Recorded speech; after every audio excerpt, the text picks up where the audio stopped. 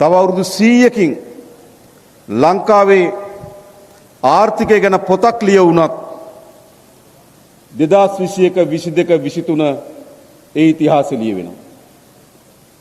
මොකද්ද? බංකොලොත් භාවයට පත් වුණු රාජ්‍ය, ණය ගෙවා ගන්න බැරි වුණු රාජ්‍ය, තෙල් ටික ආනයනය කිරීම සඳහා ඩොලර් රුපියල් ගන්න බැරි වුණු රාජ්‍ය, බෙහෙත් ආනයනය කිරීම සඳහා ඩොලර් හිග වුණු රාජ්‍ය, ගෑස් ආනයනය කිරීම සඳහා ඩොලර් හිග වුණු රාජ්‍ය. ඒ විතරක් නෙවෙයි, වෘත්තීය වේදින් රට අත්තරලා යන රාජ්‍යයක්. රටේ ජනතාව පාරට බැහැලා පාලකයන් පළවහන ලද රාජ්‍යයක්. රටේ පාලකයන් හැංගිලා නේද ත්‍රිකුණාමලය කියලා ලියවි. ත්‍රිකුණාමලයේ කැම්ප් එක හැංගිලා බේරුණු කාලයක්. ඒක ඉතිහාසෙ මැකෙයිද? ඒක කවදාවත් ඉතිහාසෙ මැකෙන්නේ නැහැ. ඒක ලංකාවේ තව අවුරුදු 100කින් අපේ රටේ ඉතිහාසෙ ලිව්වොත් මේක ලියවෙනවා. ඒ තරම් ආර්ථික වශයෙන් විශාල බංකොලොත් භාවයකට අපේ රටපත් කරා. සාමාන්‍යයෙන් එවැනි බංකොලොත් භාවයකට රටපත් වුණාම යලි තිබුණු තත්ත්වයටපත් වෙන්න අවුරුදු 10කට වඩා වැඩි කාලයක් යනවා. ලෝකේ බොහෝ රටවල් එවැනි ව්‍යසනයකට මුහුණ දුන්නාම යලියේ ගොඩේම සඳහා එහි බලපෑම, එහි ප්‍රතිවිපාක දශකයකට වඩා වැඩි කාලයක් එහි ආර්ථික දේහයට බලපෑම් කරනවා. හැබැයි අපි අද සමත් වී තිබෙනවා ඉතා කෙටි කාලයක් ඇතුළත යලි අපේ රටේ ආර්ථික ස්ථාවරභාවය ඇති කරන්න එක ඉතා වැදගත්. ආර්ථික ස්ථාවරභාවය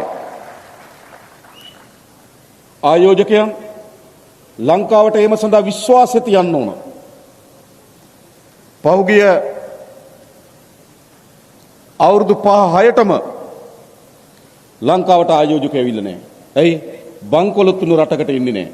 අන්න දැන් අපිත් එක්ක විශාල ආයෝජකයන් ප්‍රමාණයක් සාකච්ඡා කරමින් තිබෙන අවසන් එකඟතාවයෙන් තෙමින් තිබෙන අපි විශාල ආයෝජන ව්‍යාපෘති ඇති කරන්න. ඒ ප්‍රධාන එකක් තමයි ලංකා ඉතිහාසයේ විශාලතම ව්‍යාපෘතිය වන තෙල්පිරි පහදුවක් අපි හම්බන්තොට ඇති කිරීම සඳහා චීන ආයෝජනයන් පිළිබඳ අපි සාකච්ඡා කරමින් තිබෙනවා. අවසන් අධීරයට දැන් එමින් තියෙනවා. ඇයි බංකොලොත් වුණාට පස්සේ ආයෝජකෙ එන්නේ නැහැ, හිටපු අයත් ගියා. නැවත එන්න පටන් අරගෙන තිබෙනවා. අපි මේ 5 වෙනිදා සම්පූර්ණවල විදුලි බලාගාරයකට මුල් ගල තියෙනවා. ඉන්දියානු අගමැති මෝදිතුමාගේ සහභාගීත්වයෙන් එහි මුල් ගල තියන්න අපි සැලසුම් කරලා තිබෙනවා. ආයෝජනයේ ඉන්න පටන් අරන් තිබෙනවා. සියමලාන්ඩු මෙගාවොට් 100ක විදුලි බලාගාරයක් ආරම්භ කරන්න පටන් අරන් තිබෙනවා. මන්නාර මෙගාවොට් 50ක විදුලි බලාගාරයක් ආරම්භ කරන්න පටන් අරන් තිබෙනවා. කෙරවල පිටියේ නව ගබඩා පර්යන්තයක් ගොඩනැගීම පිළිබඳ අපි දැන් අවසන් අධීරේ සාකච්ඡා පවත්වමින් තිබෙනවා. ඒ වගේම කොළඹ නගරේ ඉතාමත් ආයෝජන සුදුසු ඉඩම් අපි හඳුනාගෙන ඉඩම් අපතා ඉක්මනින්ම අපි ප්‍රසිද්ධියටපත් කරනවා. ඒ ඉඩම් සඳහා ආයෝජනයේ ඉන්න කියලා.